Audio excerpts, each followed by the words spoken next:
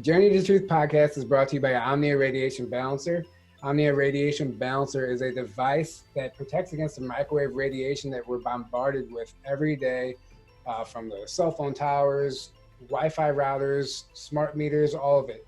Tim Sanders, who we've had on a previous podcast, has developed a solution that negates the threat to our vibrational body from these microwaves. It's a patch that you apply to any radiating device, such as a phone, laptop, like I said, smart meter, microwave, Wi-Fi routers, all of it. And it's proven to reduce DNA damage, reduce stress, headaches, anxiety. It helps improve blood circulation, immune system function, energy levels, sleep quality. There's a whole laundry list of stuff it does. For more information and to purchase one of these patches, click the link below at omniaradiationbalancer.com. We hope you're enjoying the podcast. Thanks for watching. Boom. Hey, welcome to Journey to Truth podcast. Tonight we have on Peter Maxwell Slattery coming to us from Australia. It's quite a time difference right now. It's Saturday evening for us, Sunday morning for him. So, Peter, if you don't know who he is, he's an author, a lifetime experiencer. He has probably the largest catalog of UFO sightings on footage of UFOs on the planet. Not just UFOs, E.T.s, paranormal, all of it. So we are so excited to have you on. Ever since E.T.s, you spoke at E.T.s, you really opened my eyes to a lot of things. I honestly wasn't very familiar with your work prior to that. But it's amazing. It's amazing what you've done. It's amazing what you're doing. And your interview on Edge of Wonder from E.T.s was just awesome. I learned a lot about you from that. So thanks for coming on. How's it going over there? Yeah, good. Thanks for having me on, guys. It's pretty busy at the moment. We've got a lot of projects going on. I've got the Cosmic Secret coming up that's going to be released. That's actually Corey Wood's movie, but I'm in it as well as James Gilliland, Barry Littleton, John Vivanco, David Wilcock, Laura Eisenhower. These are huge, great cast in that as well. We've got a lot of projects in terms of conferences and workshops coming up. And I'm working on a lot more books and other things at the moment. So it's been pretty bogged down, as well as having interactions with these beings as well and getting updates. So there's definitely a lot going on. Yeah, so I'm actually really excited to hear, well, I don't know how much you're at liberty to speak about the Cosmic Secret, but I want to hear about Disclosure Down Under, your conference in January, I believe. Yeah, so with the conference, there's two parts to it. They go for 2 days each, and one will be in Melbourne, which is the southern part of Australia, and the other one will be in Sydney. So there's John Vivanco, Barry Littleton, Jordan Sather, the Edge of Wonder Boys, James Gilliland, and myself that will be speaking. We've got one of the workshops happening in Sydney just before that event as well. And so we're looking at covering different aspects from different angles on disclosure, basically how we're the ones orchestrating it, which is what it really comes down to. And like I say, you know, if a bird landed on your front lawn, do you need to ring up the government and ask them, is there a bird on your front lawn? It's coming from a place of internal dialogue and, you know, from experience and listening to the experiences and making up your own mind and, you know, putting the jigsaw puzzle together ourselves as a collective as well as individually as well, going on our own journey. So we hope to be able to cover a lot of information between all the speakers. And we're looking at opening up an actual facility for E.T.s Australia very soon. We're in talks about doing that now. So for the past probably 5-6 years that I've had E.T.s Australia, we've mainly been doing things around the country in the public. For example, people can go online and see the videos where I have nearly 100 people in parks and I'm filming daytime objects at night time, and we're making contact on a group collective level in the middle of cities or, you know, in the country. It doesn't matter where we go. This is happening everywhere. So, yeah, like it's going to be interesting times to see where things go from here with what's going on. Yeah. So as far as disclosure in Australia compared to the States, Is it what's actually taking place over there? Are people going through the same awakening process there? Or are they a little farther behind? Because I know other parts of the world aren't quite going through this whole awakening process as we are in the States. I'd have to say it's spun around differently. Okay. Only from experience, because I've been around to some places in the world, and when we look at, for example, and not Australia. Australia's pretty much on par with America, but we've only got population of 24 million, and we're the same size as America in landmass.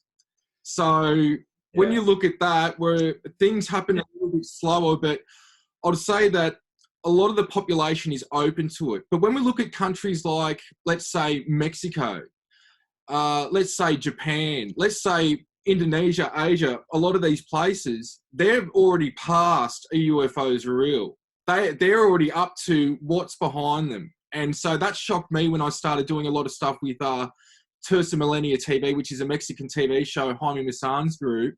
And that's where I'd say that it's flipped around in terms of, you know, a lot of the world is already past what we would term disclosure in terms of the mass populace wanting it from an authority figure with the government. Now, when we look at it, we have seen a huge thing where a lot of the Western world and a lot of Europe have bought out their UFO documents, and they've always done so. Yeah, there's been a bit of delay, usually 5-10 years after the fact. Maybe that's for investigative reasons. And Australia's done that as well. We've bought out a lot of UFO documents. America seems to be the one that's lacking with that. And what I mean by that was that when Project Blue Book ended, they said that they were no longer investigating UFOs, but they've been proven wrong on many accounts, especially with the Rendlesham Forest, way after Project Blue Book, where they are investigating that. And then we've got other, you know, instances like the Nimitz case, the Tic Tac UFO, and I'm sure many other cases. And now the Pentagon, within the last year or two, I think, have come forward about them investigating UFOs again, I think since about the 2007 timeframe. So I think America doesn't get to see a lot of what's going on in the rest of the world with the UFO community, because a lot of the world is focused on what's happening in America, because if it happens in America, it's going to happen elsewhere. And that could be the case. So, yeah, it's just, I think there's different angles of it. There's the non-believers, there's the skeptics that are open to it. So you've got open-minded people that are looking at everything based on the evidence. And then you've got the people that already believe. And then you've got the people that actually know. And that's the difference. And I think us as a civilization, the biggest problem that we've got to come across is the difference between believing and knowing. Because believing doesn't do anything. Believing is just, and it's okay to have that point of view, that reference, but that's what's got us in this predicament as a civilization, where we could say that these other forces, the lower light, I call them, have been able to manipulate, because we go by a belief system. We believe the Bible. We believe the Quran. We believe what the politicians are saying. We believe what is on the so-called mainstream media. But that's belief. They don't know. They haven't done personal investigation. They haven't got personal experience. And that's where I want the people to start looking at things, is doing their own research and going with what can be known. And it's okay to believe, and it's okay not to believe as well. But there's a big difference, because that blind belief is what's got us in this predicament as a collective and individually as well. Yeah. Yeah. And so one of the things that reminds me of, or makes me think of, is, so it's hard for somebody who hasn't had an experience to jump on board with a lot of this information. Myself, as an experiencer, when I hear you, Corey Good, Barry Littleton, other people talk, it resonates so deeply. I know it's somewhere deep in my core that this information is true. It's almost like I'm remembering it. Now, somebody who isn't an experiencer, it's a lot harder for them to really jump on board with this information. So what do you say to that? Because that's where I think we're seeing the division, because it's hard for a lot of people to believe some of this stuff that's so, you know, profound and fantastic. It is, you know, years ago when I was first public about this, I was sort of thrown into mainstream media with this, and I didn't ask for it. It actually just happened. I was thrown on the evening news on the morning show over here called Sunrise, and I wanted to tell the world. Now, things have changed a lot since then, because I came to the conclusion shortly after that, that who am I to tell people what to believe or what not? I can present the evidence, but unless people have experienced something that's, you know, we could say out of this world, or that's unexplainable by conventional physics, who am I to tell them what to believe? So what I would say is that we need people to be open-minded. Now, the flip side to that, which is hard, is that it does take years and years of research to put this together. Anybody that thinks they can fix this situation in 6 months will figure out if it's real or not. You know, it's not possible. It is so complex and layered. And I think it's actually simple once we get down to it, but you need to be educated first on things like reincarnation, esoteric knowledge, physics, that, you know, the physics that these crafts are operating on, which are mainly consciousness. We have got no reference point for it at this time. And so I would say that people just need to be open-minded and not to try and confine themselves in a box of yes or no, black or white, because the shades of grey in between that black and white are so vast that I know for myself personally, that when I've been given information from these beings, some of them extraterrestrial, some of them are what I would call from the geometric light realms, just on the peripheral of source, and that would blow a lot of people's mind and going, what's he talking about? But when I look at the information or have received it, at times I haven't been able to process it because my level of consciousness hasn't been evolved enough to understand deeply what they're talking about. And then 2-3 years later, I put the dots together. And so if I'm going through that with someone that's well read on this situation and continuously to have experiences nearly every day, you know, how can the average person possibly process this? Because they're looking at it predominantly from a nuts and bolts point of view.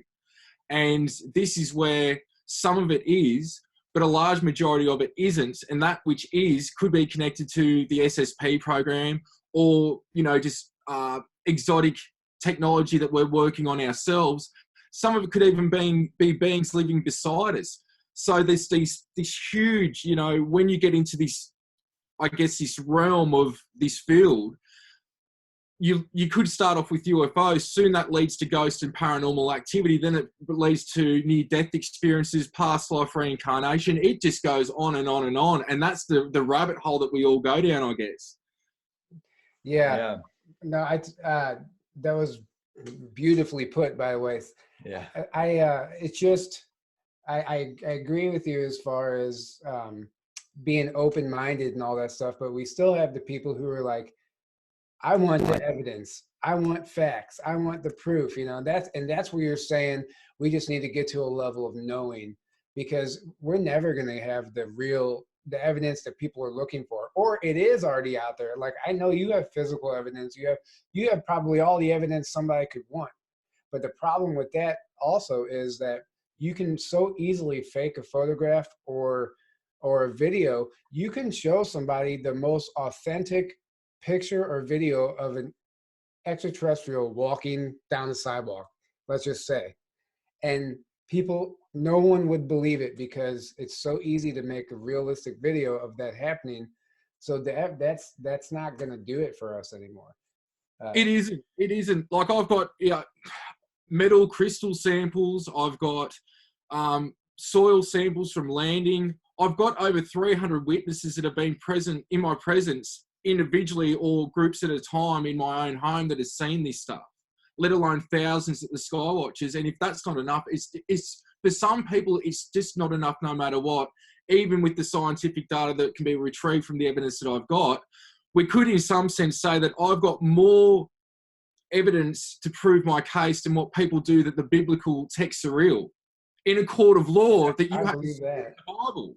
Yeah. So it's like very convoluted. That's where I'm at the point where a lot with that stuff, I'm, you know, when I'm allowed to and when I can capture this evidence, I do so. But I'm very much over it now, just from the point of view that I've built a case to go, you know, extraordinary claims do call for extraordinary evidence, but when's enough? It just, for some people, no matter what. And that's okay. That's where they're at. I'm not going to be rude to them or anything else. That's the problem with this stuff, is that people can be very derogatory towards people just for no reason. with whether they're in this community or not. And that's where it's just people accepting where people are at in terms of what we can prove, what we can't. Because to some people, what might be proved to me might not be proved to you guys, and vice versa. And very much so, in the age that we are in now, the stuff that can be manipulated or created with CGI and computers is unbelievable. And so, you know, I've given the metadata and I've given the originals to Jason Gleaves, who's ex-UK Air Force and Aerospace. He's validated my evidence, Japanese TV, Tersa Millennia Group as well. I've gone through all that and I'm pretty much over it. Not because of them guys. I've been appreciative for their work, but no matter what, I still get crap for it. Like you guys are saying, whether people believe it or not, it just seems to not matter. But I've done what I can on my part to make the evidence stand up for itself. Yeah. Yeah. Awesome. I want to shift gears a little bit here. And so I've read your the first book, the Shiji.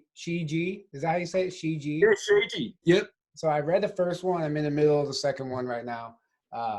Totally awesome. I mean, the book just, you know, that type of information is like, it's kind of like a magnet towards certain people, you know, it seems to find certain people, and it's a beautiful message. And I know that just from reading it, the understanding that you have of like our existence, or we're living like multiple lives at once, and all these messages that they're telling you. What would you say the overall message from the Pleiadians for humanity would be, if you could put it in a nutshell? Well, it's about upping our level of consciousness through the Earth human experience. And with that, it's very, you know, it comes down to very basic things, which is brother sisterly love, treat others how you want to be treated, non-judgment, love, compassion, love for the earth, animals, all existence, see creator in all creation. And so that is the basic message that it comes down to. And I think when you look at any experiencer, when they're putting out this information, when you, I guess, compact it and put it in layman's terms, that's what it comes down to. But we get caught up in a lot of the information in terms of, you know, extraterrestrial races, what these other beings are doing and implementing in the places that they're at. There's so many different things that come with it, but that's the basic gist of the idea. Yeah. And it's for anybody out there listening to this, if you're interested in this information, it's amazing. It's amazing, really activating information, I could say. Especially if you're like in a rut and you're trying to figure out, man, what do I need to do in life? You know, what's my mission? This material is exactly what somebody might need to hear to help, you know, kickstart them. Definitely. And it's blown me out how much people resonate with it. Each one of those 3 books, Shiji 1, 2, and 3, they were bestsellers in 48 hours in 4 countries on Amazon.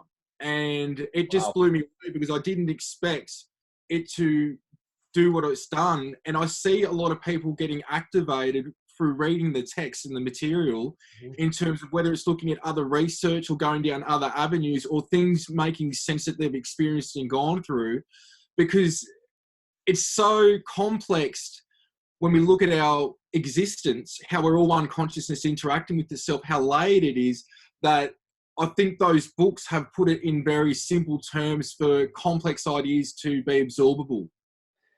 Can you explain to people who might not know about these books, basically what this is? It's like you channeled information from a Pleiadian that you're directly in contact with, correct?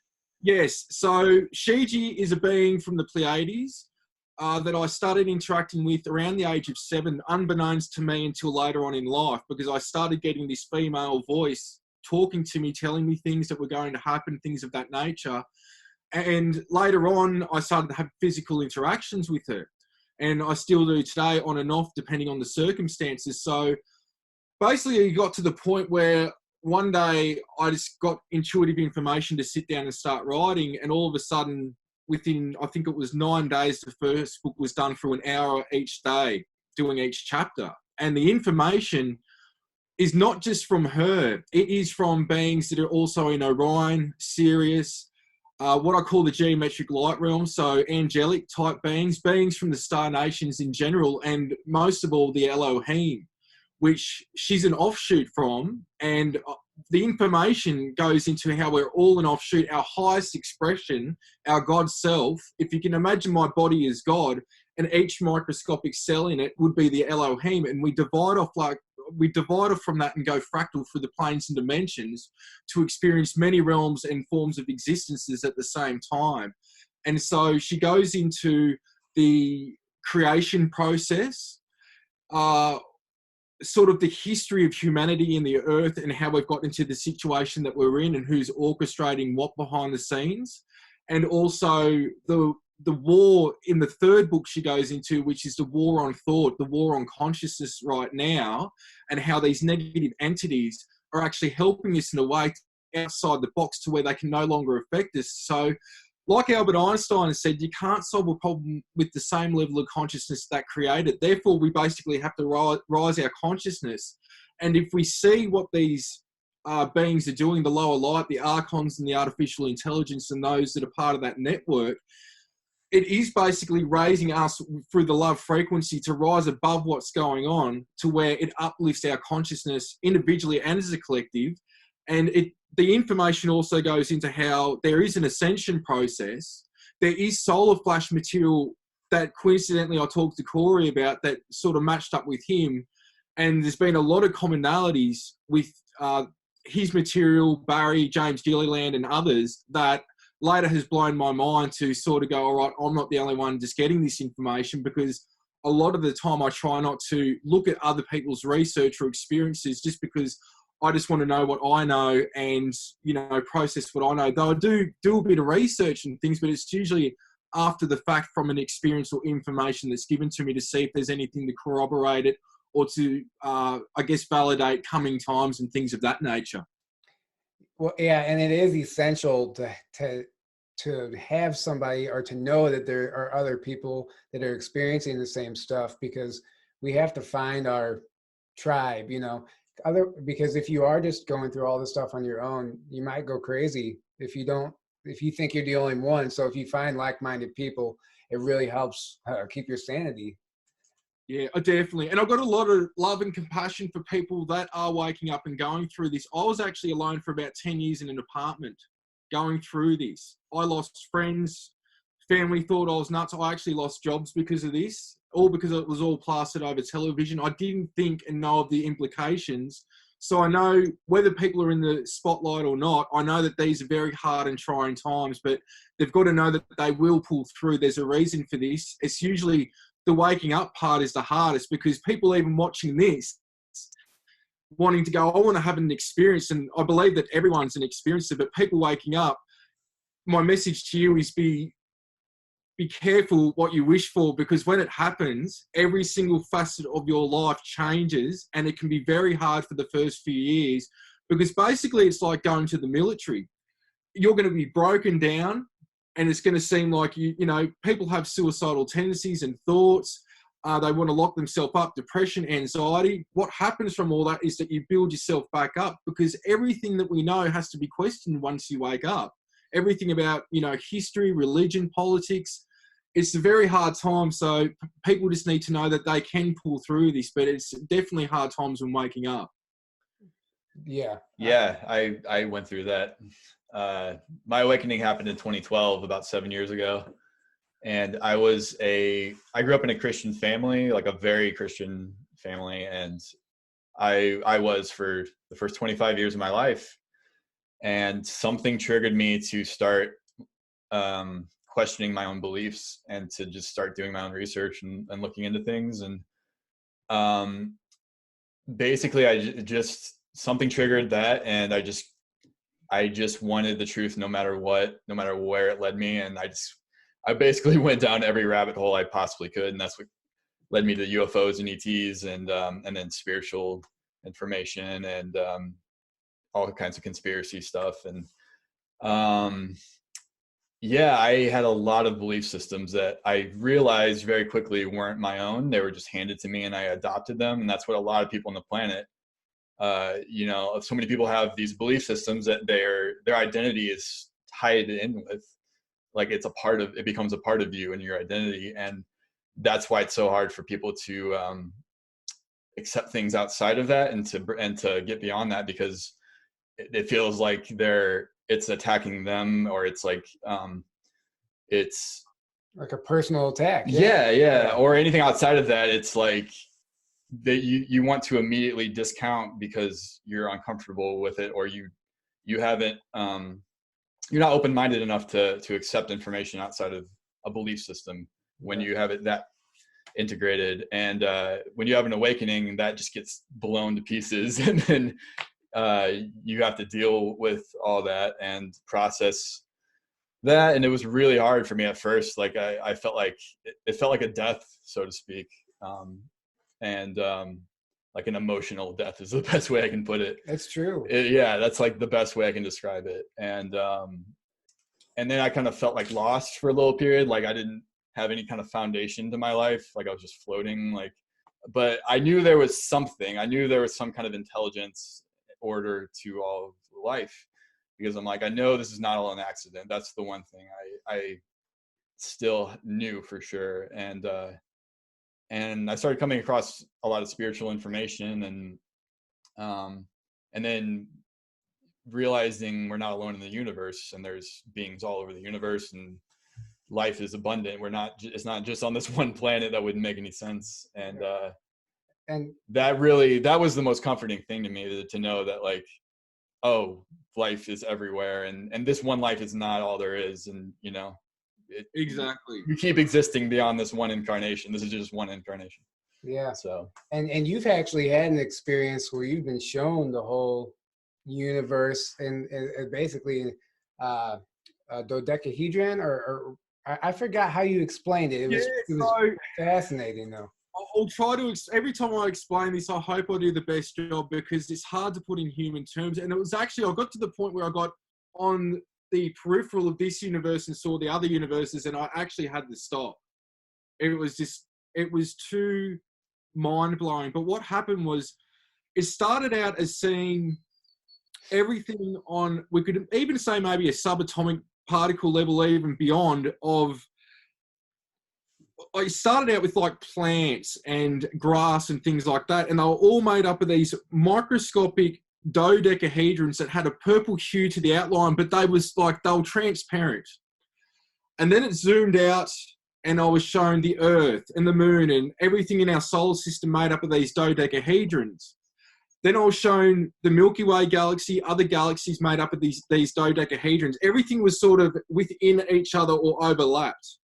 And at times I was shown a toroidal field or torsion field, however people want to best describe it, at times throughout that, until the point where I was pulled out and I could see the universe as a dodecahedron. Now, this is what I believe was a blueprint, one of the many blueprints, which are, I guess, that's the best way I can describe it. It's a blueprint, because I'll tell you now, there is unlimited amounts. So I couldn't even put, even trillions on terms of the amount of extraterrestrial life that's out there. But that's only in the third density, let alone going up fourth, fifth, sixth, seventh. And then a lot of the times now I get taken to places that are completely realms where planets and stars do not exist. And I would say that what we perceive as extraterrestrial life wouldn't even be 5% of what's going on out there. And with that said, I wouldn't even know 1% out of a trillion% of what's going on. I just know what I can tell you from experience. So I'm not coming at it from a place that I know everything, but I've been shown a lot that I do share. So when I got to that place where I was on sort of the peripheral of the universe and I could see the universe made out of this dodecahedron, it was information told that this is your universe, this is what you perceive as God, and it, in an aspect, is the way that we perceive it. Everything within that is one consciousness interacting with itself. So we're talking about all the galaxies, all the planes and dimensions, and the interplane, which is the same place in between each dimension. And so what it basically was taking me to then was that, all right, that is God, and these are all other gods as well. And I mean, it was like taking it to another level again. Imagine this body is like a super God, and each cell in it is a God with its own universe. Like, so it wasn't just like, all right, there's one God that encompasses all consciousness. There is something greater which a stupid term, but it's the only term I can come up with, is like a super god, where all the universes are a part of it. Now, each universe has parallel universes, has dimensions. So I'm not talking about these other universes being parallel universes or dimensions. I'm talking about these are their own things. Wow. And it's shown once we get to a certain level of consciousness, if we decide to do so, we can divide off like a cell out of this universe individually as a cell. So meaning your God self are mine, and we can actually pop out and have our own dodecahedron in our own universe with its own cells and planes of dimensions and be the creator beings of our own complete new universe. And this is going on constantly. What I was also shown was that just like our cells in our human body regenerate every 7 years, I was shown that this is what those dodecahedrons do. They don't do it every 7 years. And even though time's an illusion, it gets to a certain point in their own time where it basically implodes and explodes again and redoes its own thing. So everything that was experienced once in that existence, when the end of time comes for that universe, it just restarts over again. It's just like a cell regenerating. So it doesn't stop. It's perpetual. So, you know, it's an amazing thing, because it just showed to me, and I've said this to people that have misunderstood my information, this shows how beautiful existence is, that we do not die. There is no heaven. There is no hell. We can sort of manufacture those types of experiences when we leave, but when we do go back to source, and I know from experience when I regularly go there or through these geometric light realms and the peripheral of it, which is where a lot of the angelics and light beings reside, it is the most blissful state. And there is 360-degree unbounded awareness, and there is a symbiotic relationship with everything at once, where the things that we question here that we want to know no longer exist in those states of consciousness, because everything's just known at once. And that's the point why we left Source, was to glean knowledge and have experiences, and it had to be different for every single cell of Source, so we could gain knowledge for the overall collective. And it sort of goes into this, I guess, God consciousness database, where we do it all again but differently. That's part of it. One thing that points to the information being very truthful, especially from the angelic type beings that I'm interacting with and the Elohim, is that there's even mystery still to them about their existence and how all this came to be about. So if it was something negative or controlling, I would say that it would have an answer. They didn't have an answer for certain things that were, I guess, very deep interactions with them on terms of knowledge. So the beautiful thing is that we're not just not knowing certain things. A lot of these beings are still trying to understand things on a deeper level as well.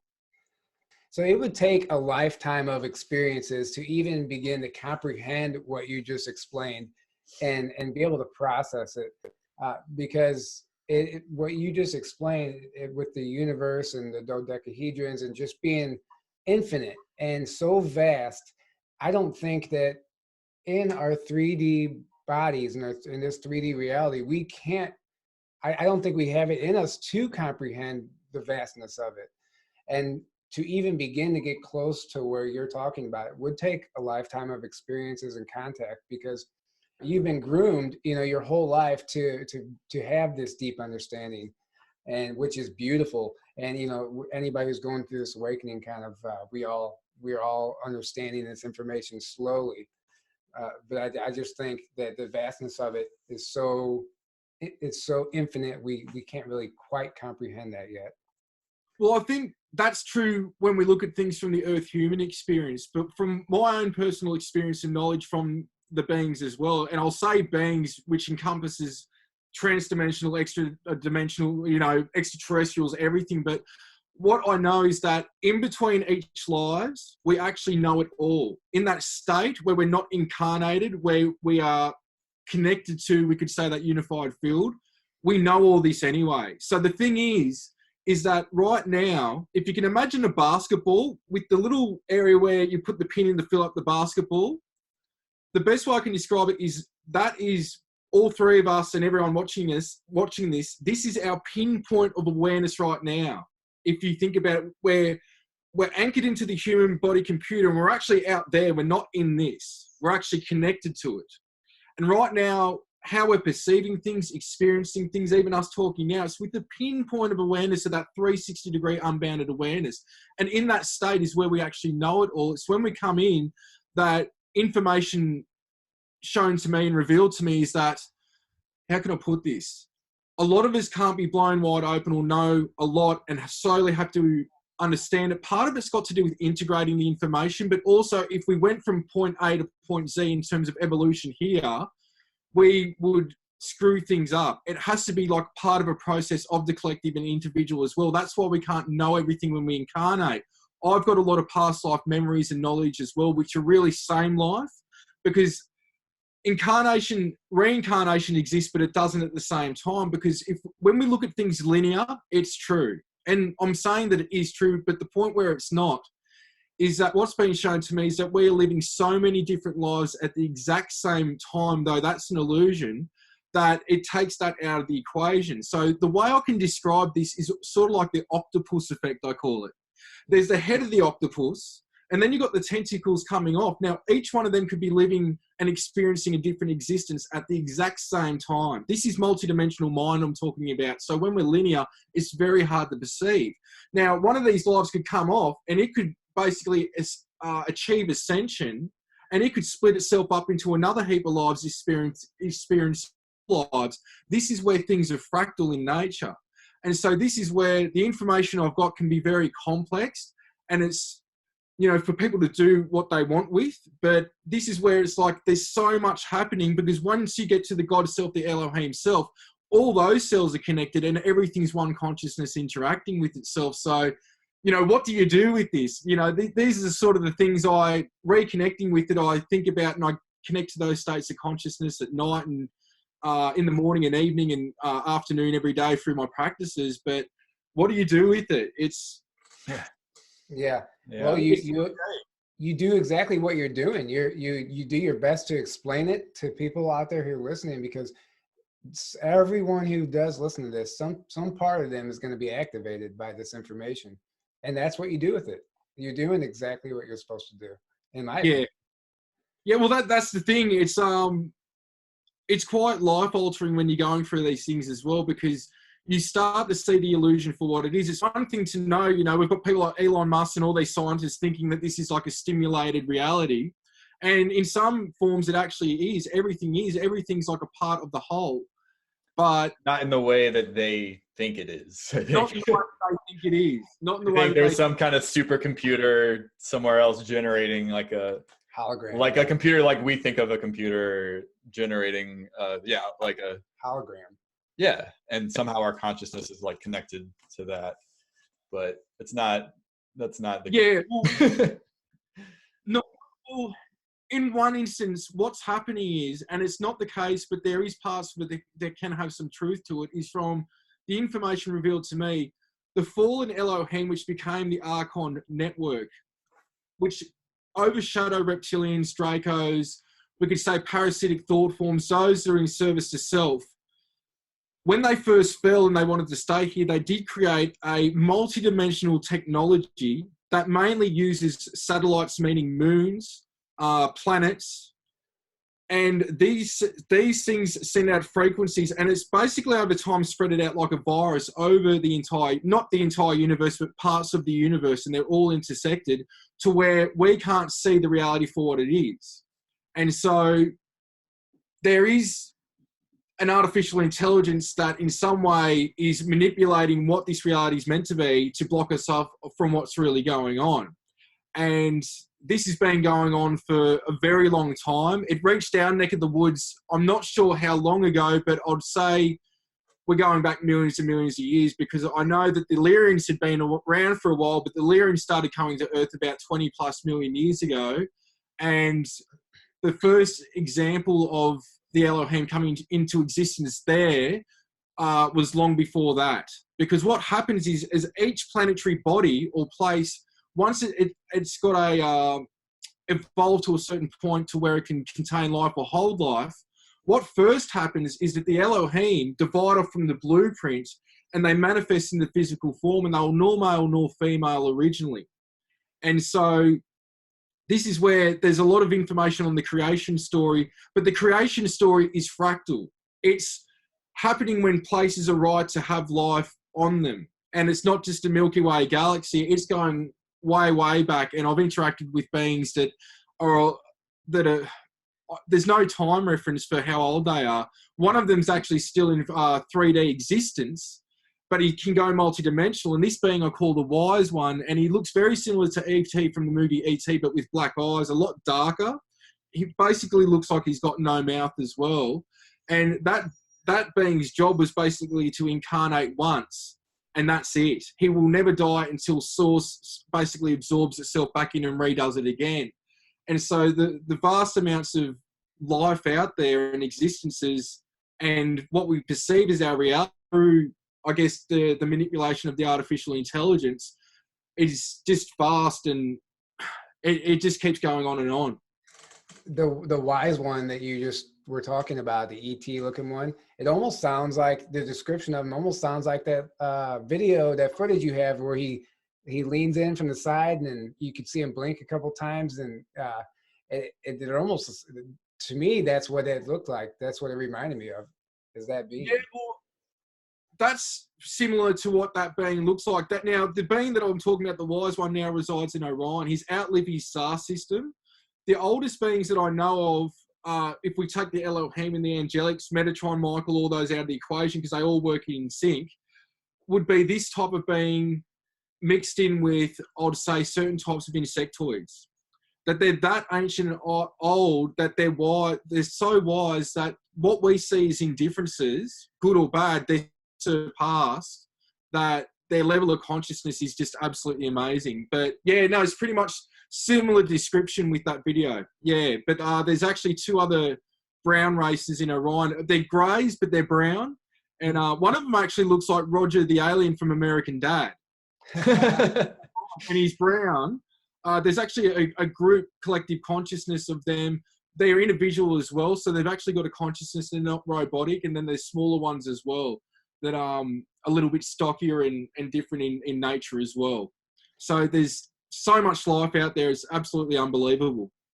And it's unbelievable that you're able to actually capture footage of some of it too, which is, probably how you got put on the map, really, is with all your footage. I would guess anyway. I don't really know your whole story, but and which leads me to my next question is, do you just have these sightings and could get this footage like in Australia or in East in Washington with James Gilliland, or is this anywhere you go?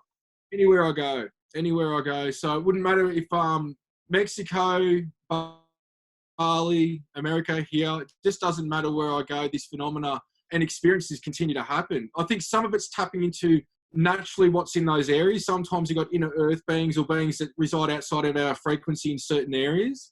And then other times it's my crew coming in, picking up on me, or I'm picking up on them, depending on their level of consciousness and what technology they've got. This stuff happens. Italy, it happened. I filmed one of the best bits of footage I've ever filmed in Italy with a Japanese television crew that were there. And I basically told them what time, location, and direction this craft would arrive. And we got 20 minutes of, I got it on 4K footage. They got it on 3 different cameras. And this thing was like jumping a mile in a second and coming back. And we thought this was actually going to land. So, that's just a place I'd never been. I told them the time, location, and everything played out how it was going to play out. And that's exactly what happened. So I think that once you're awake and aware to a certain point, this is where you start to realize once you can work with your consciousness, you can initiate contact. And I'll say it's not summoning. People will say it's summoning. It's not summoning. It's more along the lines of when you put out an intention, and if you know certain beings' names or frequencies, you can tap into them like a universal phone number, just through thought, through consciousness. And so just like a friend would be like one of you calling up each other, ringing them up and going, "Are you available for a coffee?" You might be, you might not be. Same thing can happen with these beings, so they can transcend space and time. So this is where really now a lot of the work that I'm doing is based on helping people get the connection that I've got through self-mastery work, and also the CE5 self-mastery workshops, which go into doing this as a group, but also individually as well. Yeah. So, and do you have have you ever messed around or explored with remote viewing your own sightings. So have you ever like tried to remote view like what's taking place on this craft that you're filming? Yeah, so it's interesting you bring that up, because what people don't know is even before I got known for this, I was doing paranormal investigations in some of Australia's most haunted locations. I'll get called up to go and do it. Some of these places I'd spend an entire night by myself in there, in asylums, jails, things of that nature. And I was taking UFO reports, being somebody that was very interested in this because I was experiencing the phenomena till the interaction stepped up to physically. Now, after that period, I did about 3.5 years constantly of 8 to 12 hours a day remote viewing and meditation. And I actually studied remote viewing, did it. I'm good friends with John Vivanco, who's worked for the alphabet agencies in America, and he's very well known as well. Sure. And I do, how would I put it? Because of that, mixed in with meditation, what I was told by Shiji was that my abilities exponentially jumped like crazily to the point where I can instantaneously at times know exactly who's on the craft, what their operation is, why they're interacting with me. I can get so much information within seconds. And what happens, how it actually works is when they send a thought like a data transfer, and it goes into your light body.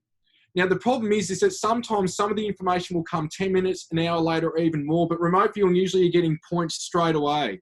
But when it's very advanced beings, there's so much data contained like a book of information, it will sit in your light field and then it will come down through the crown chakra, through the right side of the brain, decoded as it comes to the left, and you're left with point form, books of information or paragraphs that can open up. So at times, if I'm baffled by something and I'm not sure, I will remote view it. But a lot of the time I have an awareness of my own experiences and what's going on. Like me and James will be sitting there and we'll almost say at the same time the Pleiadian's about to come over when I'm sitting at the ranch, and bang, this craft will come over, power up and completely blink out.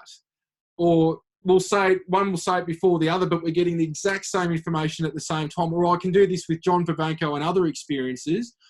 A lot of the time now, for something that hadn't been done in this case, was John Vivanco wanted to remote view some of my evidence to see, just what it was. And he came to the conclusion that on most of it, I was exactly right. Some of it he had, we had different bits of the information, but if you put it together, it got like a block of the information, making a whole of the subject matter. And I don't really know many people out there that have doing that in terms of getting somebody's evidence. It might be proved that it's real footage. This is there. But when you bring in remote viewing, that brought a whole different dimension on it, because I hope in time with what and it wasn't just John Vivanco, he's got a whole team that remote views with him. Mm-hmm. The data that they got on me, on my information and who I am, was absolutely mind-blowing, that I hope in time he's putting something out that was filmed it was almost like an interrogation. It was a fun thing, but the way he did it was, all right, this is this video. What happened? How did you film it? What were the circumstances and who do you think it is? And I would tell him, and it was pretty much the same information coming in with what they got. And it was blind in terms of John may have known what it was, but he will mix up the target before he remote views it. The remote viewers in his team have got no idea who I am, what the information is. But that's what it comes down to, is that once you get to a certain point and you've done a lot of the self-mastery work, and that's what I'm doing now, is appointments, helping people connect to their guides themselves. And I'll do like a reading at the start to sort of bring in the energies, hold the space. And then I can get anyone on the planet to do what I can do, because it's very simple and easy. And everyone can do it. You don't have to go to a psychic to get information or a remote viewer. It's good to get external information. But from my experience, every single being throughout all planes and dimensions can do this. It's just depending how you go about training and reconnecting to that, depending on the physical container, in this case being the Earth human body. So, yeah, I guess that was a lot to answer to your question, but yeah, we do remote view. But one thing that started to happen was that sometimes when I'm filming these crafts, and people can go online and see it themselves, I've sort of left some of the best bits of footage, but there's over 3,500 videos and photos that I've got. this will happen during the day or at night. In my mind's eye, or sometimes my visuals has blacked out, I can see me from the craft on the ground. Wow. So there's almost like, I guess, I recently started watching Star Trek a couple of years ago, and the best description would be almost something like a Vulcan mind meld. And this is what I interact with these beings. That happens when I'm on board the crafts or when I go to their planets or their bases. But it started to trip me out from the point of view it was unexpected, because here I am on the ground and I'm filming this object, and bang, all of a sudden I'm seeing what they're seeing on the craft, and I'm seeing me down on the ground filming the craft at the same time. Wow. And so you've got this split multidimensional awareness. It's mind-blowing. Some of these beings, when you connect with them, they can actually see what a whole suburb or a whole city are simultaneously experiencing at the same time. They could be seeing through both your eyes right now, everyone in your suburb. They could see everything that everyone's doing at the exact same time. But again, it depends on the level of consciousness, depending on what beings can do that. Wow. So as far as the remote viewing aspect, you say you could see yourself from the craft, filming the craft. I've accidentally gotten into that remote viewing state where I've been able to see myself from above. That's what even got me into, I took a remote viewing workshop. I went and learned, and you're right, everybody can do it. And it's interesting. I know what you're talking about when you say you see yourself from above. It's really crazy. You're like, oh my God, I'm looking down on myself right at this moment. It's really cool. But anyone could do it. I took the class. It's about really getting into a meditative state and using your heart and just learn how to feel. I was shocked with my own results for the first time when I did it. Well, that's what happened to me when I first did it. I think the first 5 targets I was given, it was so spot on. I'm just like, there's no way. And then after that, how I kept on practicing was I'd get my father, who was a former police officer for 38 years. He's seen stuff with me now as well, which is blowing him out. But what I'll do is get him to make me targets. And I'd go around and I'll draw out what the targets were. And he was just like, this is absolutely amazing. And it as you know, we've said, anybody can do this. But the next level to that is initiating contact in that state. And you want to be careful what and how you're doing what you're doing, because there is government remote viewing teams to spy on people, to manipulate things. There's even people remote influencing, trying to manipulate people to do things or to hurt people. There's so many different aspects to this, but the next point from that is sending thoughts back to if you interact or see something in those states. Because when you look at remote viewing, there's so many different layers. There is something that when you do it, you have to be specific at your target, the date, the time, the location, or else you could be jumping anywhere in time.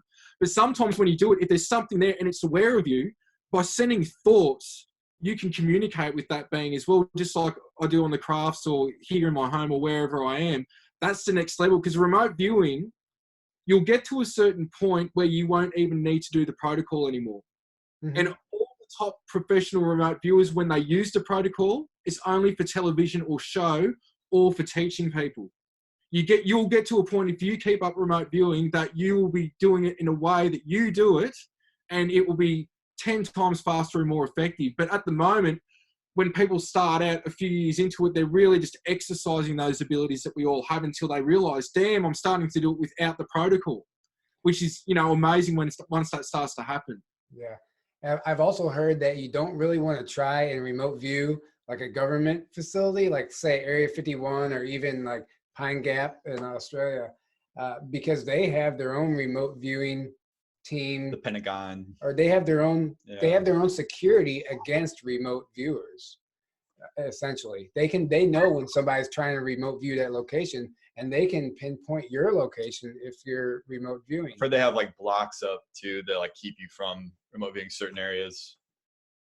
Yes, definitely. And that's what, once you understand this, there can be times people that are remote viewers themselves, if you ever track back what you can do, and you have to do it a few times, you can almost put fake places that you're going that they link you back to. So that they'll go on here, and then they go, nah, he's not here, he's gone here. And you can do it a few times so you can actually lose them as well. And Right. this is, you can lose them, but it's through advanced techniques that you've got to be able to do that. It's almost like bilocating, leaving a part of yourself or a shadow of yourself somewhere, and you keep doing it till you can lose them. And that's, you know, there is, from personal experience, there are government, we won't even say government, I'd say it's beyond black ops, because if you know about it, it's not black in terms of being secret, but there are operations out there that I've had to deal with where other remote viewers that are professional have removed things going on with me, and it does lead back to remote influencing or people trying to do something through remote viewing techniques for some types of organisations across the planet and off-worlders, mainly off-world, unfortunately. Mm-hmm. So yeah, and that's another thing. You can remote view off-world. That's anywhere. I The mean, moon, Mars. yeah. You can go to locations in the Pleiades and Orion and go, all right, this person's saying they're from there, let's go and check it out. So, but that's where it gets complex as well, because some of the planets in Orion, Sirius, and the Pleiades, and I'll say pretty much everywhere, once you go up a few densities, there'll be certain planets that start to phase out, and there'll be new planets there. The suns are always there. Sometimes there may be dwarf, you know, planets or stars that haven't developed yet. But this is where, when we're looking at the Pleiades, for example, 400 plus light years away, we're perceiving it 400 plus light years ago from when it's hitting our eyes. Mm. And so some of these places, the planets don't reside in the third dimensional vibrational continuum. They're a few densities up and they'll exist in a few things like that. So there's a lot of fun you can have with remote viewing with that. And it definitely can help amplify your abilities, especially with spiritual development and contact as well. Yeah, it's incredible what's even possible as far as that goes. I'm totally fascinated by it. I'm still the amateur, but it definitely exploring it. It opens that box. Yeah, exactly. I don't know if you'd be comfortable talking about some of the attacks you've received early on, and what do you think you were attacked as far as even just doing what you do? Why do these governments or whatever black ops care enough to attack you? It comes down to a few things. Like, number one is, if they wanted me dead, I'd be dead. There's no problems with that. Yeah. It's like a couple of years ago, I was shot at from a helicopter in Yelm with a few witnesses that were present with me. And it was a black helicopter, sort of like a Black Hawk. I couldn't tell it was nighttime, but we could tell it was a black military helicopter. It was low just above the pine trees on the property that we're at. And yeah, you could see the sparks, the sort of the light flickering from the well, I don't know what type of guns they were. And so in that instance, if they wanted me dead, they could have done that so easy. There's been a lot of surveillance. There's been technologies found around my presence that point to surveillance.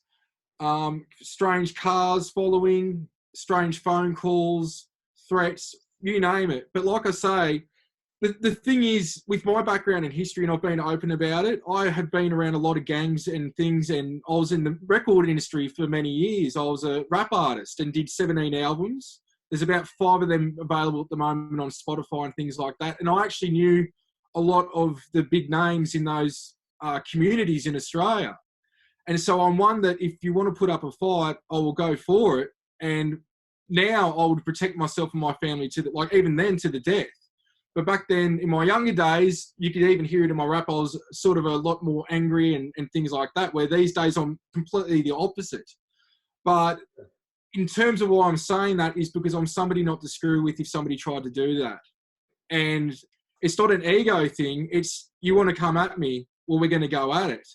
And I think that's one thing where they knew that intimidation was probably the only way that they could go. And that's what they've exactly tried, is intimidation. The biggest problems I have, and I sort of laugh at those sorts of things, that scared the crap out of me with the attempted shooting and that, but it's the off-world attacks from off-world entities and the frustration sometimes with the people within our own community, which frustrates me more, because there is a lot of division in this community where I've received more attacks from that than I would say from Black Ops or whatever that is. But then the real attacks that are really hard to break through and that have developed my self-mastery is through what I would say attacks, especially from the Draco Greys. And these are small 3.5-foot beings that are the worst thing you could come across. I don't care about Draco reptilians. I've come across them. It's not a pretty thing either. But these little Draco Greys are very manipulative. A lot of people think they're having sleep paralysis when they're being grabbed or something in the middle of their back, jumping on them in the middle of the night. A lot of the times, it's these types of entities. And so these are the sort of the attacks that I'm mainly putting up with. And yeah, that's not nice either. But, you know, what can you do to, you know, what can you exactly do with it?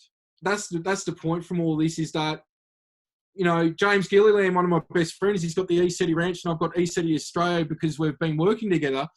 He's gone through a lot of similar things as well. And this is the stuff in the community that doesn't get spoken about much because people want to focus on the contact and the evidence and things like that. But this is the real stuff that all experiences, to some extent, they're going through some type of these attacks or government or whatever organisation surveillance, or they're getting crap from the UFO community. And I don't care about the UFO community or the spiritual community. I want people to be focusing on the consciousness aspect, because that's all child's play as far as I'm concerned. It's interesting. It's a great to get an interest and open up your mind about these realities.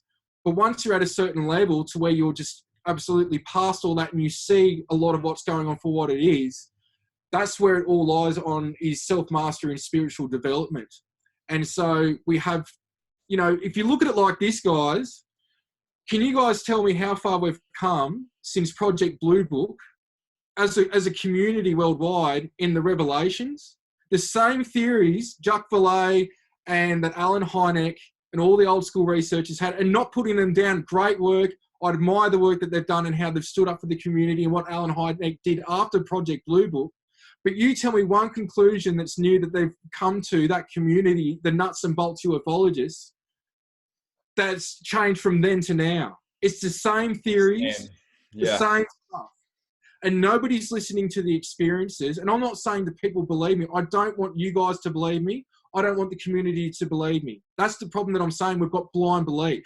Mm-hmm. But what you can do is you start listening to people like myself, Barry, James, Corey, and others, and you start to go, here's the similarities. You start connecting the dots, and that's where you can start to come to possibly opening up to those truths. Again, I don't want them to believe us. But that's what I'm saying, is that this is where it comes into, and we're the representatives of these beings, the ones having contact, that are happening in the way that they are for us. In some ways, we are their representatives because we're the ones experiencing this stuff and getting the information.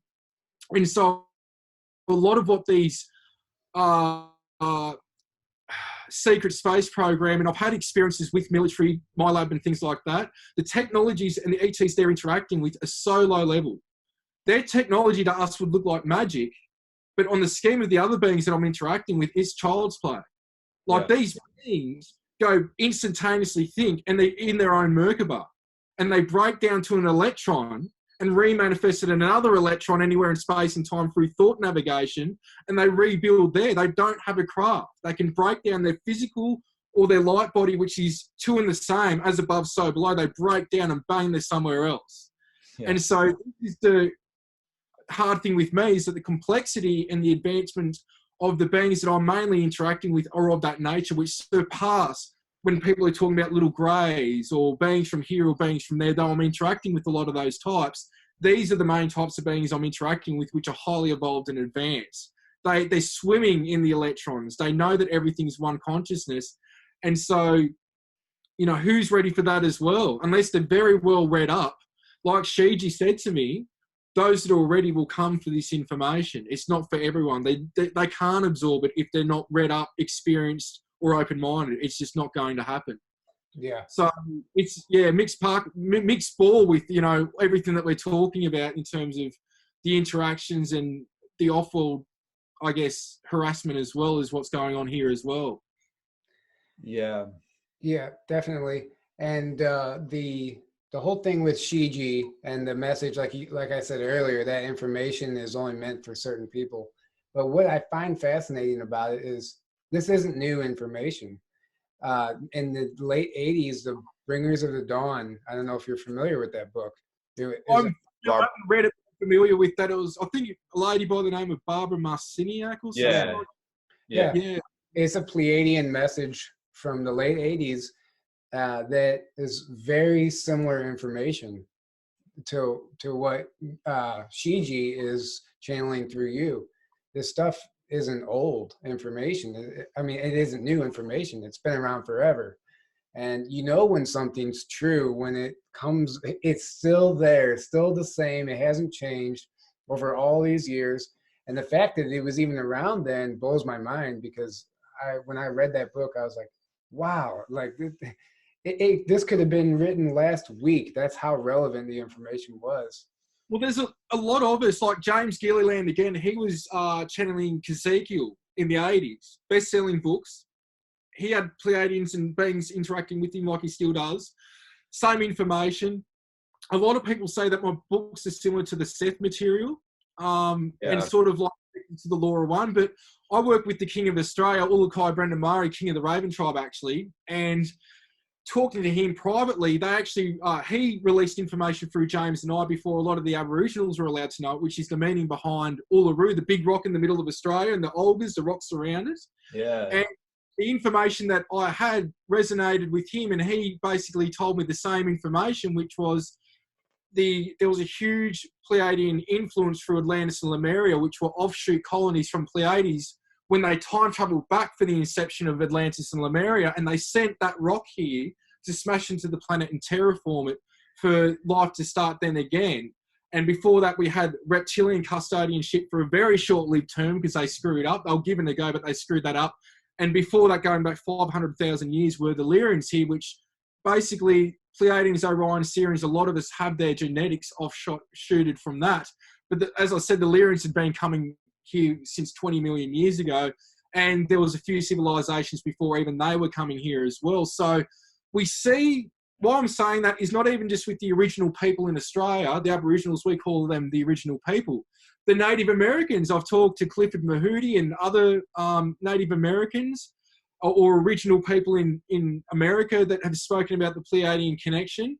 The Mayans talked about the Pleiadians being light beings. The Japanese did as well. We see this cross-correlation all across the planet. And where the information gets interesting for me was with probably between book 1 and book 2, there was experiences where I started to connect the dots through Shiji, that I'm an actual offshoot of Shiji. Yeah. And that there's another offshoot of Shiji in the Pleiades. So there's a physical aspect of Shiji. There's a light being. So there's a 5th density version, a 7th density version, and then I'm a 3rd density version. But they also come offshooted from a rainbow light being in Orion, which is another aspect of me connected into the Elohim. And this is where it's like, I don't talk about this much because it's friggin' crazy to even people that are new to the community or been in it for a few years. If they're not read up on the consciousness aspect, they're going to go, this guy is a well-orchestrated schizophrenic. It just they're gonna start accusing you of identifying as a woman. Yeah, which gets us on that whole thing, and I'll be in trouble with everyone and everything. So, this is where continuously for myself there is revelations about who I am as well. And it's more complex than what I thought it ever could be. I can remember before coming into this earth human body, I was given a lot of past life experiences and memories, and I can remember interacting with the Elohim before I incarnated here. And that's something, how are we doing for time, guys? We're still doing good for time? Yeah, we're good. We don't really have a time limit, so we just kind of let it die down of its own momentum. So let it go. Yeah, that's good. That's good. So why I'm saying this is because I can remember interacting with the Elohim, deciding to come here and help. And so there's been a recent experience which I can go into with the Elohim. Now, originally what happened was in a room adjacent to this room, I was in my bed and there was a golden orb open up and just come at me, and it was Pankei Bang from Orion. It's actually in his Merkaba. He doesn't have a physical nuts and bolts or even an organic craft. He's in his Merkaba light body. And there's living light crafts and different types that we could do a whole show just on those alone. And so he came at me, I was engulfed in this orb, and next second I'm in, the only way I can describe, now this happened, I think it was around the 8th or 9th of October. I think it was the morning of the 9th of October last month. And I'm in a place, the only way I can describe it was like a cathedral, being inside like a church or a cathedral, but structured from light. And there was 33 representatives, including myself there. And we were overlaid with a holographic, I don't believe it was like a projection of hologram, like a hologram, but it appeared like a hologram overlaying all of us. And it was 12 Elohim in a circle in like a crystal quartz cave, like a dome. And it was pulsating. And I've had a few experiences like this as well. And I've been interacting with these guys since 2011 and before, in terms of they started appearing as blue orbs and turned from these blue orbs into these 7-foot tall light beings. And so me and Corey talked about that. I'm not sure he knew about the Elohim, but there's not just one type of Elohim. There is different densities of them doing different things. Some of them look like they're structured from light and a humanoid, and he knew of one type of those as well. So this is where there's cross-correlation with Corey and me in terms of I've had blue orbs come up me and engulf me, and all of a sudden I've got a symbiotic relationship with blue beings in this craft that we're in. And I never spoke about that part of it, but I'd been writing about it in books for nearly 10 years, which anybody can go and check up, including solar flash material, which we can go into in a little bit. Now, during this experience, not just with the Elohim holographically over us, but there was what I call the Lords of Light and the Sisterhood of Light and the Brotherhood of Light, different, and there was even more than that, but they were like plasma light, ethereal type beings sort of surrounding us, hot, like meters off the ground, way up. And there was information showing that what's going on here is going on in other worlds. It seems to be more amplified on Earth. And that up until April next year, we're going to see a lot of things that have actually already started to come into fruition. Mass shootings, more of them. Political upheaval, especially with Israel, with what we're seeing them doing, closing down embassies, especially with America. There's going to be upheaval. Now, the point with all this too is that we're going to see civil wars possibly. And now everything that I'm telling you is not set in stone. They're energetically where things are going at the moment. Sure. People will go, this is going to happen on this date, this time. Since 2012, the timelines have come together to more of a create your own reality timeline. Nothing can be done psychically like it was before 2012 because this is a quickening happening. So we're going to see a possible sweep of major earthquakes across the planet as well. Now, this is a result from the sun doing what it's doing, because every time the sun's reacting, the Schumann resonance on the earth reacts, the tectonic plates react, and that's where we get volcanic and earthquake activity. Now, this is a byproduct too of seeing, I was told about typhoons, cyclones, hurricanes. There seems to be anything and everything we can think of. There's going to be an amping up of that at the moment. And this is going through until April next year. There was devastation, but it wasn't clear to me on how much of a scale, if not, is it for sure to happen. But there seems to be something energetically happening, that this is not just confined to Earth, this is confined to other planetary bodies in other star systems as well. There was representatives from completely different places that were being shown this information. And I call us the ERC, the Elohim Representative Council, because these beings are representatives to the Elohim who can't just talk to anybody and everyone, though if people listen to their thoughts, they're connected to it. That's your God self. The overall collective that you're connected to is your Elohim self. And so these are very highly advanced beings coming through at this time. So there's a lot of things that are going to be happening that we just need to stay in love and peace and manifesting from thought the reality that we want. We can rectify these things. We can actually have disclosure and unified consciousness overnight if we chose to. That's not going to happen. It could eventually happen once things were revealed to us. But for us to overcome our differences, our petty differences of, whether it's skin color, political beliefs or religion beliefs, whatever it is, these are the things that are holding us back, and we're made to happen to keep the division. So with the solar flash material, what I was shown, and I wrote this in a book. Now, I'll tell viewers right now, some of my books are going for $800 on Amazon. Wow. I'm not selling them for $800. How is that possible? What happened was I contacted Amazon and told them the situation. They said people are free to upload it or, basically put a listing themselves of whatever price they want. And even though I, as the published author, don't condone it, they didn't care. I can't get them removed. Wow. So what I'm saying to you is at the moment is I've done, I think, 10 or 11 books. Only 4 are available at the moment that I endorse. The rest of them I've pulled down because I'm doing second editions to them. I'm actually thinking about putting 4 or 5 of those books that are on my personal experiences condensed into one book.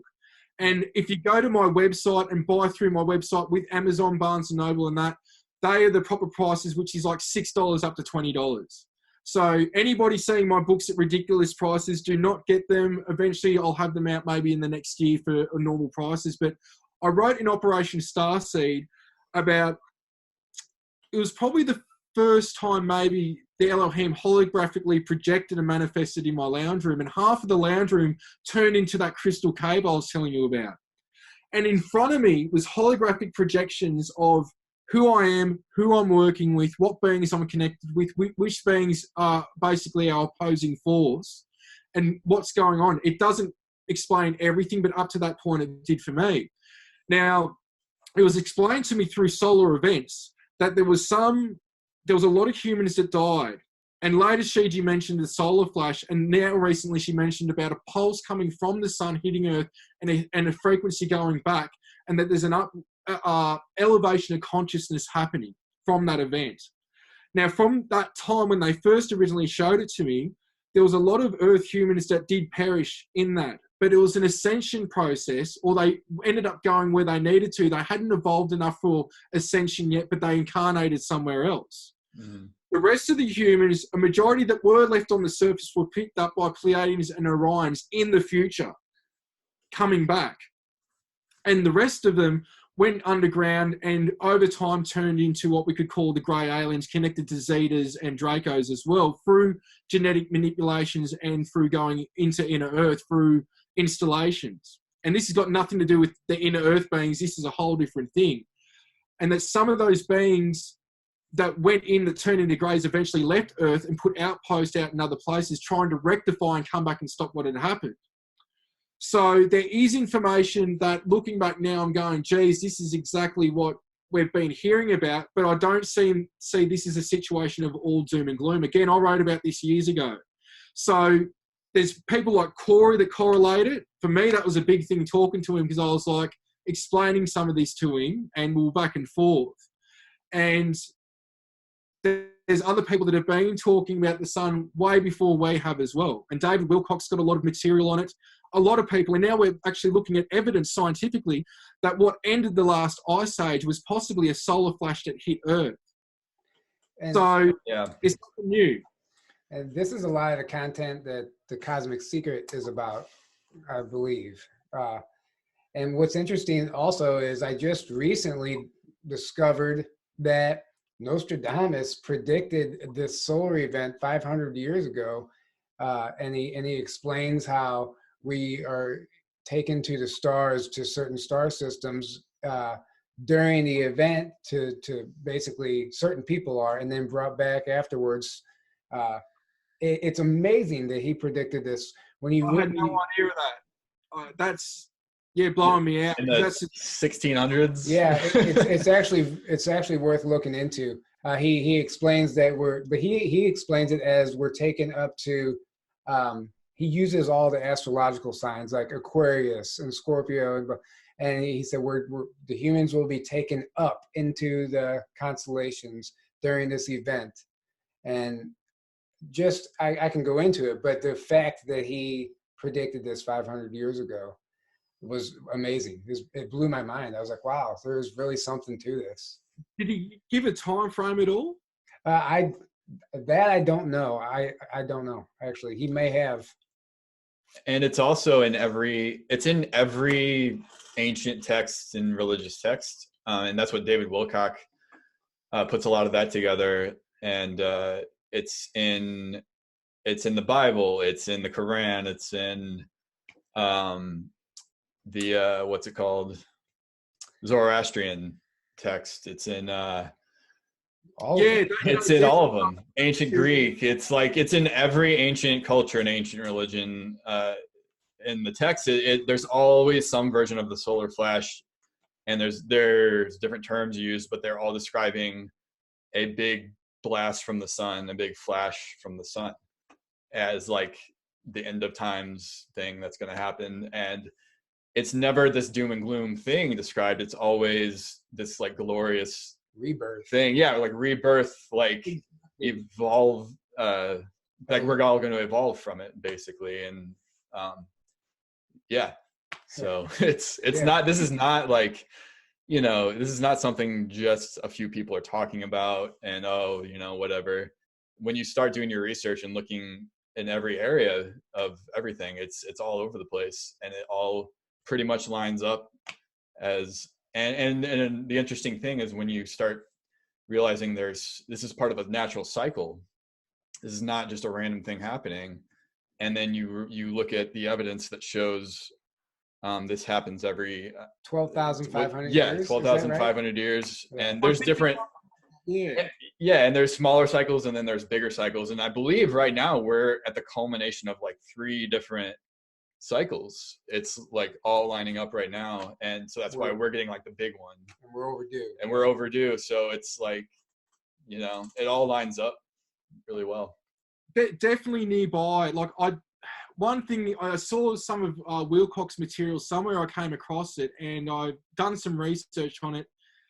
And what it was that Alpha Centauri, I think C, one of the stars over that way, which is closest to us, I think it actually had its own version of the solar flash, maybe middle of last year, I think. And I've got the video of it. I saw him talk about that as well. Yeah. And the flash is that big that they reckon anything that it flashed that was in its presence, nothing on the surface or possibly inside it could have got still be living from that. And this is the thing, right?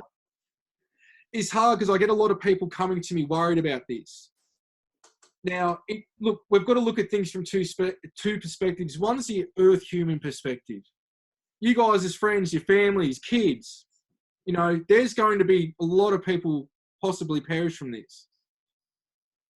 And it's very sad. I'm not trying to sugarcoat this. But if we look at it on another perspective, multidimensionally, it's like people are worried about if their dogs are going to come with them, or if their pickup truck's going to come with them, or it's like this stuff, once you go 4th density and up, the stuff that we perceive as limitations and wants, which are different between wants and needs, you no longer even have a yearning for them. It's like when I'm taken to, for example, 5th, 6th, 7th density and upwards, I'm actually perceiving those densities not like 3D. Everything's structured, rainbow iridescent lights, sort of like Minecraft a little bit, but like HD, and it's more clearer than here as well. And so what I'm saying is this is an opportunity for an upping in the level of consciousness, and the human perspective needs to be put aside for this to see the bigger implications. Because once this happens for us, and it's not just happening on Earth, it's happening in other places in the universe as well, there are beings that have been held up in their dimension from their process and evolution because of what's going on here, and they get to ascend as well. We're seeing this across the board. It's huge. Are you familiar with Billy Thorp, a music artist? He wrote the song "Children of the Sun," a concept album in the 70s. I know who you're talking about, but I don't know if I heard that album or not. Well, he wrote a concept album in the 70s, and actually he had a hard time finding somebody to produce it because of the content was so taboo at the time. It's actually a fascinating story, but he talked about, it was a concept album. He had to have been an experiencer. It talks about children coming through, or children, but beings coming through the sun, coming to the earth and taking everyone off Earth and taking us through the stars, and it's a whole story, and it's amazing.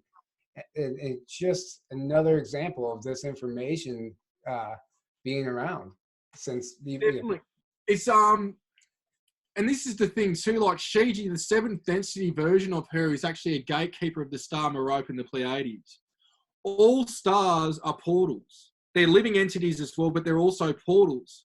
And I surmise in time what they're going to find is that every single star is connected through maybe an electromagnetic type tunnel, which basically they pop in, and through navigation, through consciousness of their crafts, working with the sun's consciousness or that star's consciousness, which basically puts out like a neuron network throughout the universe.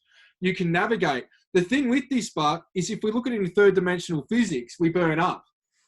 But when we look at things multidimensionally, what confines us in 3D dimensions, with the hyperdimensional physics of space, things operate differently. So what affects us in 3D, meaning burning up and those sorts of things, doesn't affect beings that are evolved enough to use that type of technology. There are natural portals. There are portals that are artificial as well. But I've been shown portals that can give us access to what I call very advanced realms and places that the beings told me the only way anyone's got access to them is it is depending on their level of consciousness. Now, and love is the key to that. It opens you up to the vibration of source, which gives you access to those other realms. But really the biggest portal is within. That is what overrides anything. Yeah. And gets into that Merkaba light vehicle place to where you override all that as well. Now the sun itself is a portal, correct? I remember during remember the solar observatory shutdown back in a couple of years ago. A year ago? Yeah, like a year ago or so. And people caught footage or photographs of what looked like thousands of ships coming out of the sun. And it was almost seemed like and that's not the only. There's been tons of stuff, like NASA's even caught stuff coming out of the sun. Sure. They'll shut off the feed right when it happens. Yeah, and stuff. exactly. Yeah. Which ties in with that "Children of the Sun" song that album I was talking about. So they speak of the sun being a portal, which is just fascinating to me because we're taught like it's like death. You know, if you get close to the sun, you'll just disintegrate. When really, it is quite the opposite. You know, it really just depends on the level of technology and the level of your consciousness to what's going to affect you and what's not. Yeah. And, you know, a lot of these crafts have anti-grav fields. If you're in your Merkaba, it's not even going to matter. Some of these crafts are actually even bigger than our sun. Some of them are the size of our Earth. Whether they're cloaked or not, those types of technologies, with our current physics just in the public domain, just people can't comprehend that that's possible. But it is possible. And a lot of our, you know, technologies will allow for that within the secret space program and beyond Black Ops, I'll call it, because they're working with lower type ET technology where they can do some of the similar things to what the ETs are doing because it's the same type of tech. So it's all about perception and what we know, but it's being open-minded that, yeah, there's different facets to every sort of subject and scenario. It's just not black and white. Yeah. Yeah. 100% agree.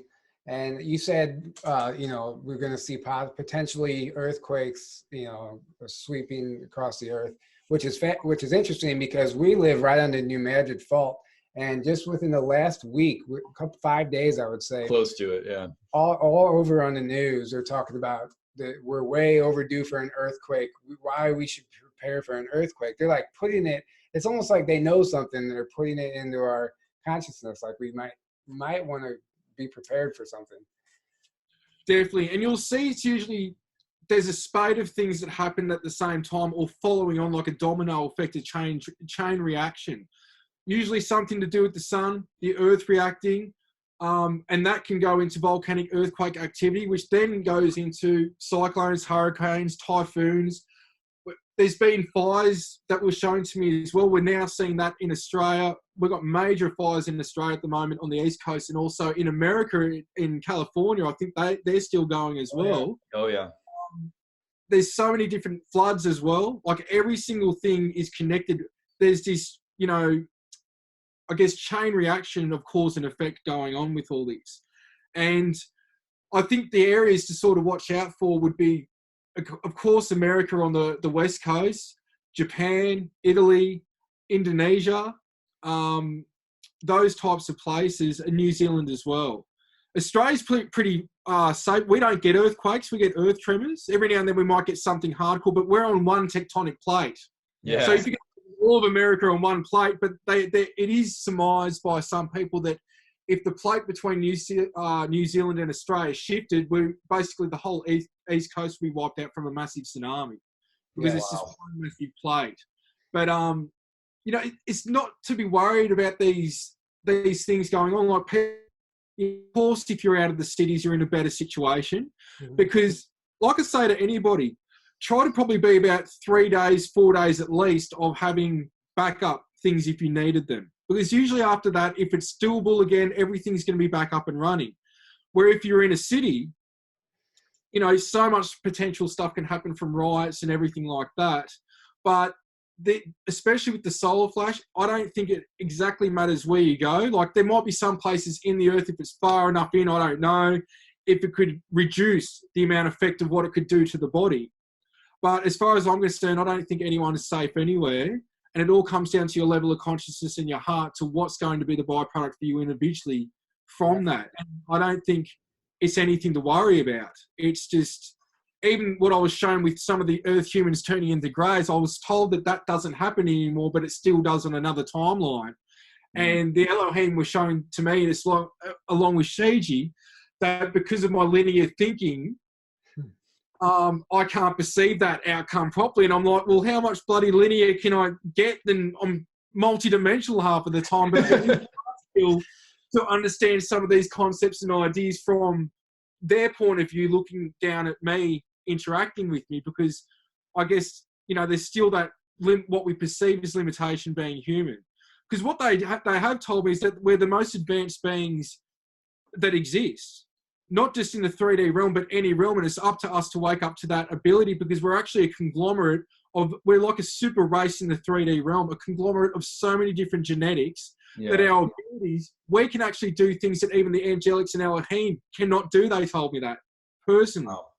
And they glean stuff from our light body. So everything you do in the physical affects your light body. There's traits and abilities for the earth human experience that they can almost glean into their light body from that and get like a hybridized situation of that which they're gleaning and incorporate it into themselves.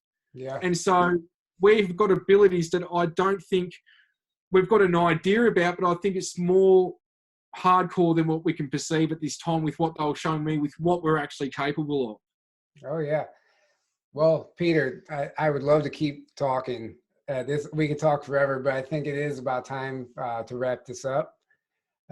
Thank you so much. Thank you so much. This has been really appreciate it. It's been fascinating. You have so much to say. I feel like we could talk for 4 hours. Oh, I could. Yeah. I could have kept going all day. Yeah. So anybody out there listening, make sure you check out, you have your own YouTube channel. You post videos up there quite often. On petermaxwellslattery.com. I've also got ecetiaustralia.org and petermaxwellslattery.com. And there's Facebook, YouTube, Twitter, Instagram, all that. So people can follow on any of those platforms if they decide to. And make sure, if it's at all feasible for you, to get tickets and head to Australia in January for Disclosure Down Under. If the stars align, I will definitely be trying to make my way down there. Yeah, we've got some people from America coming over besides just like actual people that have bought tickets and they're flying over. So it's blowing me out that people from far and wide are coming as well. Yeah, well, it's not just about coming to get the information. It's the experience of even being out in Australia. I've never been there. And just the meeting, who knows who I'll meet, and it's gonna lead you new places, you know. So definitely, it's networking and the people that make all this possible, and makes it feel like you're around family. Yeah, absolutely. Yep. All right, well, thank you so much for coming on. Everybody listening, don't forget to check us out on iTunes, Spotify, SoundCloud, Facebook, Twitter, Instagram's coming soon. Make sure that you go to omniaradiationbalancer.com and purchase. Click the link. Click the link. Click the link below. You always forget to say. I know. Forget. Click the link below in the description and purchase one of the patches for your phone.